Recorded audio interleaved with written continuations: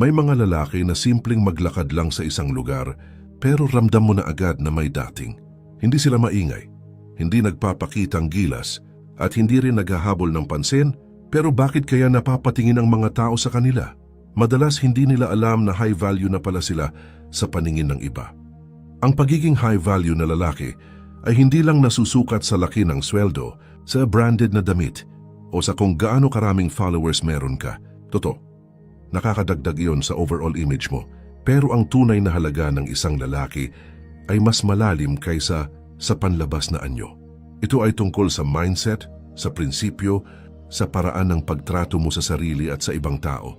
Maraming lalaki ang nabubuhay sa habol-habol ng validation, habol ng pagmamahal, habol ng respeto.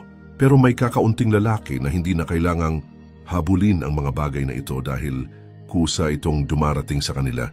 Bakit? Dahil sa kung sino sila sa core, sa ugali at disiplina na dala nila sa bawat aspeto ng buhay. Kung isa ka sa mga lalaking nanonood ngayon, baka hindi mo alam pero baka isa ka na pala sa mga tinutukoy ko. Sa video na to, pag-uusapan natin ang 7 katangian ng isang lalaki na hindi alam na high value na pala siya. At baka sa bawat punto, makita mo ang sarili mo at mapagtanto mong mas mataas ang value mo kaysa sa inaakala mo. Unang katangian, may matatag na paninindigan.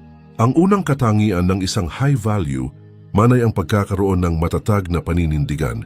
Hindi ito simpleng pagiging matigas ang ulo. Ito ay kakayahan na tumayo sa sarili mong desisyon at paniniwala kahit na hindi ito sikat o tanggap ng karamihan. Isang lalaking may matibay na conviction ay hindi basta-basta natitinag sa opinyon ng iba. Hindi siya nagpapaikot-ikot lang para magustuhan ng lahat. Kapag may prinsipyo siyang pinaniniwalaan, pinaninindigan niya ito, pero bukas pa rin siya sa makabuluhang pag-uusap at pagtanggap ng mas mabuting ideya. Ibig sabihin, hindi siya sarado ang isip, pero hindi rin siya basta-basta naapektuhan ng pressure ng paligid. Sa mata ng babae, ang ganitong klaseng lalaki ay nagbibigay ng sense of security kasi alam nilang sa oras ng pagsubok, hindi ito magpapaikot sa emosyon ng sitwasyon. Alam niyang timbangin ang tama at mali at kaya niyang panindigan ang tama kahit mahirap. Sa panahon ngayon na maraming tao ang madaling sumuko o magpalit ng opinyon depende sa uso, ang lalaking may paninindigan ay parang matibay na puno na kahit anong bagyo. Nakatayo pa rin. Isipin mo kung kaya mong panindigan ang mga maliliit na desisyon mo sa buhay, mula sa pagpili ng lifestyle hanggang sa paraan ng pagtrato sa tao, mas lalo kang magiging matatag sa mas malalaking hamon. At kapag nakita ito ng mga tao, hindi lang respeto ang makukuha mo, kundi tiwala na rin. Pangalawang katangian, marunong magkontrol ng emosyon. Isa sa pinakahalatang sign ng isang high value, manay ang kakayahan niyang kontrolin ang emosyon niya. Sa panahon ngayon, maraming lalaki ang agad nadadala ng galit, selos o kahit saya, at minsan ay nauuwi ito sa mga desisyong pagsisisihan nila. Pero ang isang high value na lalaki, hindi niya hinahayaan na siya ay maging alipin ng emosyon. Hindi ibig sabihin ito na hindi siya marunong magpakita ng damdamin. Sa katunayan, marunong siyang makiramay at magpahayag ng nararamdaman. Pero ginagawa niya ito sa tamang oras at sa tamang paraan. Kapag may problema, hindi siya agad nagpapanik o nagwawala. Humihinga siya ng malalim, iniisip muna ang sitwasyon at saka gumagawa ng aksyon na base sa lohika, hindi lang sa bugso ng damdamin. Sa mata ng ibang tao, lalo na ng babae, ang ganitong ugali ay sobrang attractive. Bakit? Kasi nagbibigay ito ng impression na stable ka. Alam nilang hindi ka basta-basta magwawala sa gitna ng argumento o magde-decide ng pabigla-bigla sa mga seryosong bagay. Stability equals safety. At yun ang isa sa mga pinakamalakas na foundation ng respeto at attraction. Halimbawa, isipin mo nasa trabaho ka at may mali sa project na hindi mo naman kasalanan. Yung iba, agad magagalit, magtuturo ng may kasalanan at sisirain ang professional image nila. Pero ikaw, kalmado kang maghahanap ng solusyon, kausap ng maayos ang lahat at tinatapos ang problema nang walang unnecessary drama. Sa ganitong paraan, hindi lang problema ang nalulutas mo, kundi nadadagdagan din ang respeto ng mga tao sa iyo. At tandaan mo, ang marunong magkontrol ng emosyon ay hindi ibig sabihin na wala kang nararamdaman. Ang ibig sabihin lang, ikaw ang may hawak sa emosyon mo hindi sila ang may hawak sa'yo. Kapag master mo ito, mas magiging malinaw ang isip mo, mas magiging matibay ka sa stress, at mas magiging kaaya-aya kang kasama sa lahat ng sitwasyon. Pangatlong katangian, hindi naghahabol ng tao. Isa sa pinakamalaking pagkakaiba ng high value na lalaki sa karamihan ay hindi siya desperado para sa atensyon o presensya ng ibang tao. Hindi ibig sabihin nito na suplado siya o walang pakialam, kundi alam niya ang halaga niya at hindi niya kailangan maghabol para lang mapansin o mahalin. Sa relationships, trabaho, o kahit sa pakikipagkaibigan, hindi siya yung tipong magpapaubos ng energy para lang pilitin ng isang taong hindi interesado o hindi marunong mag-appreciate sa kanya. Naiintindihan niya na ang tunay na koneksyon ay mutual at hindi dapat ipinipilit. Kaya kapag may taong umaalis sa buhay niya, hindi niya ito hinahabol. Hindi dahil walang kwenta yung tao, kundi dahil alam niyang hindi na siya parte ng tamang direksyon para sa kanya. Ganito ang mindset ng isang taong may self-respect. Alam niyang mas mabuti ang mag-invest ng oras at effort sa mga taong nagpapakita rin ng effort pabalik. At dahil dito, mas nagiging selective siya sa mga taong hinahayaan niyang maging malapit sa kanya. Sa mata ng babae, sobrang attractive ng ugaling ito. Bakit? Dahil nagpapakita ito na hindi ka madaling kontrolin ng atensyon o affection, may sense of independence ka. At hindi ka natatakot na maglakad mag-isa kung kailangan. Para kang magnet, dahil hindi ka humahabol, mas lalo silang na-attract sa'yo. Halimbawa, isipin mo yung lalaking kahit gaano ka busy, hindi niya pinapabayaan ang sarili niyang goals at routines para lang magmukhang available 24/7 sa isang tao. Hindi ito kawalan ng care, kundi pagpapakita na kaya niyang maging buo bilang tao kahit walang constant validation. Sa ganitong paraan, mas nagiging malalim at totoo ang mga relasyon niya, hindi dahil sa pangangailangan, kundi dahil sa mutual na kagustuhan. And sin bunupinda kamatalaga, ang lalaking hindi naghahabol ng tao ay mas tahimik, ang isip at mas malinaw ang direksyon sa buhay. Kasi hindi siya nakatali sa stress ng paghahanap ng approval. Siya mismo ang nagbibigay ng halaga sa sarili niya at iyon ang dahilan kung bakit kusang dumadating ang respeto ng iba. Pang-apat na katangian, may disiplina sa sarili. Kung may isang ugali na agad nagpapakita kung gaano kataas ang value ng isang lalaki, ayon ay ang disiplina. Hindi lang ito tungkol sa paggising ng maaga o pagkain ng tama, kundi sa kakayahan mong gawin ang tama kahit na hindi mo feel gawin ito. Ang isang high value na lalaki, alam niyang hindi araw-araw may motivation, kaya hindi siya umaasa lang sa damdamin para kumilos. May mga araw na pagod siya pero nag-iehersisyo pa rin. May mga araw na gusto niyang magpabaya pero tinatapos niya pa rin ang trabaho. May mga pagkakataon na mas madali ang shortcut pero pinipili pa rin niya ang mas mahirap na landas kung iyon ang tama. Sa mata ng ibang tao, lalo na ng babae, ang disiplina ay hindi lang tanda ng maturity kundi ng reliability. Kasi kapag nakikita nilang consistent ka sa maliit na bagay, mas may tiwala sila na magiging consistent ka rin sa malalaking bagay tulad ng relasyon, pangarap o responsibilidad. Iisipin mo ito, may dalawang lalaki na parehong may goal na gumanda ang katawan. Yung isa gagawin lang kapag feel niya, yung isa naman tuloy-tuloy kahit hindi motivated. Sino ang mas magkakaroon ng resulta? Siyempre, yung may disiplina at sa totoong buhay, ganito rin sa lahat ng aspeto sa career, finances, at personal growth. Isa pa, ang disiplina ay nagpapakita rin ng respeto sa sarili. Kapag kaya mong pigilan ang sarili sa mga bagay na makakasama sa iyo at kaya mong ipilit ang sarili mo sa mga bagay na makakabuti, pinapakita mo na pinapahalagahan mo ang future mo. Hindi ka lang nabubuhay sa ngayon, kundi iniisip mo rin ang bukas. At ang maganda pa rito, ang disiplina ay nakakahawa. Kapag ang mga tao sa paligid mo ay nakikita kung gaano ka committed sa sarili mong standards, mas nai-inspire din silang itaas ang standards nila, kaya hindi lang ikaw ang nakikinabang, kundi pati yung mga tao sa paligid mo. Panglimang katangian, marunong makinig at humunawa. Isa sa pinakamalakas na katangian ng isang high-value man ay ang kakayahan niyang makinig ng buong atensyon at umunawa ng walang panghuhusga. Sa panahon ngayon na halos lahat gustong marinig ang boses nila, bihira na ang mga taong tunay na nakikinig. At kapag isa ka sa mga lalaking may ganitong ugali, ibang level ng respeto ang makukuha mo.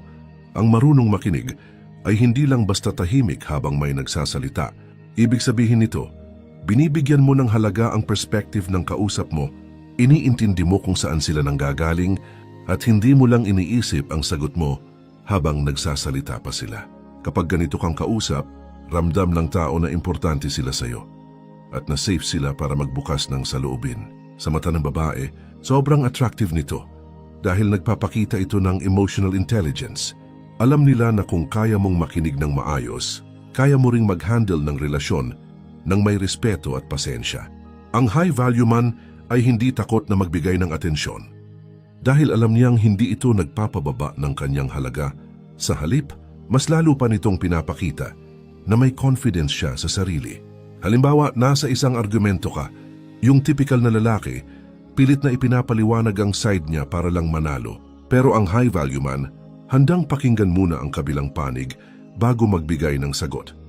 Hindi ito kahinaan, sa katunayan, nagpapakita ito ng maturity at kakayahang magresolba ng problema nang hindi sinasakripisyo ang respeto.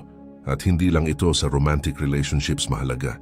Sa trabaho, negosyo o kahit sa pamilya, ang marunong makinig ay mas madaling nakakabuo ng tiwala at koneksyon dahil kapag naramdaman ng tao na nauunawaan mo sila, mas nagiging bukas sila sa pakikipagtulungan sa iyo.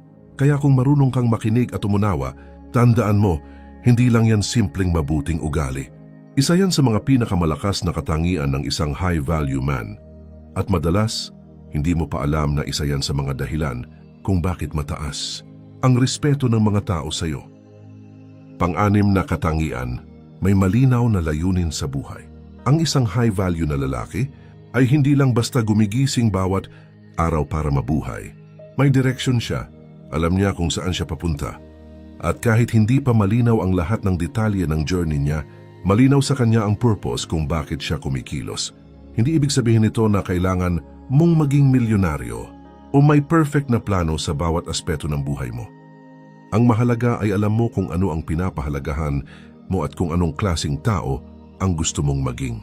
Sa ganitong paraan, kahit may mga pagsubok at distractions, pumabalik ka pa rin sa landas na pipiliin mo para sa sarili mo. Ang isang lalaking may malinaw na layunin ay parang kompas sa gitna ng dagat. Kahit gaano kalakas ang alon, alam niyang saan siya tutungo. Dahil dito, hindi siya madaling maapektuhan ng ingay sa paligid, mga opinyon, inggit o pressure mula sa ibang tao. At dahil steady siya sa direksyon niya, mas nagiging natural ang dating niya bilang leader o inspirasyon sa ibang tao. Sa mata ng babae, napaka-attractive ng ganitong katangian. Bakit? Kasi alam nilang hindi ka basta-basta maliligaw o mawawala sa focus. Kapag may partner ka, alam nilang may pundasyon ang buhay mo at hindi ka umaasa lang sa kanila para maging masaya o magbigay ng direksyon. Isipin mo na lang ang dalawang senaryo. Yung isang lalaki, araw-araw lang pumapasok sa trabaho, walang masyadong iniisip sa future. Yung isa naman, kahit simple lang ang trabaho niya ngayon, malinaw kung anong goal niya sa susunod na 5 taon. Maari man itong career growth, business o personal mastery, sino sa tingin mo ang mas magbibigay ng sense of security at respeto? Ang layunin sa buhay ay hindi lang para sa sariling kapakinabangan. Nakakaapekto rin ito sa paraan ng pakikitungo mo sa iba. Kapag malinaw ang direksyon mo, mas magaling kang mag-prioritize, mas marunong kang magdesisyon, at mas nababawasan ng oras na nasasayang sa mga bagay na walang halaga. At yan, para sa isang high-value man, ay priceless. Pang-7 katangian, marunong magpahalaga sa sarili ng walang arrogance. Ang huling katangian ng isang high-value man ay ang kakayahan niyang magpahalaga sa sarili niya nang hindi nagiging mayabang. Alam niya ang halaga niya, pero hindi niya ito kailangang ipagyabang. Hindi siya nagyayabang ng achievements para lang makakuha ng respeto dahil alam niyang ang tunay na halaga ay hindi nasusukat sa dami ng papuri, kundi sa integridad at paraan ng pamumuhay. Marunong siyang maglagay ng boundaries para protektahan ang oras, enerhiya at mental health niya. Hindi siya basta-basta pumapayag sa mga bagay o sitwasyon na magpapababa ng tingin niya sa sarili. Sa ganitong paraan, ipinapakita niya sa iba kung paano rin siya dapat tratuhin. Pero ang kaibahan niya sa taong mayabang ay hindi siya kailangan manapak ng iba para tumaas. Sa halip, Tinutulungan niya ang ibang tao na makita rin ang halaga nila. Confident siya pero hindi cocky. Matatag siya pero marunong magpakumbaba. Kapag may success siya, mas pinipili niyang ipagpasalamat ito kaysa ipagyabang. Sa mata ng babae, sobrang rare ng ganitong balance. Ang isang lalaki na confident pero humble ay nagiiwan ng malalim na impresyon. Hindi siya insecure, kaya hindi niya kailangan patunayan ang sarili niya sa lahat ng oras. At dahil marunong siyang magpahalaga sa sarili, mas nagiging selective siya sa mga taong pinapalapit niya sa buhay niya. Nakaraniwan ay mga taong magbibigay rin ng positibong epekto sa kanya.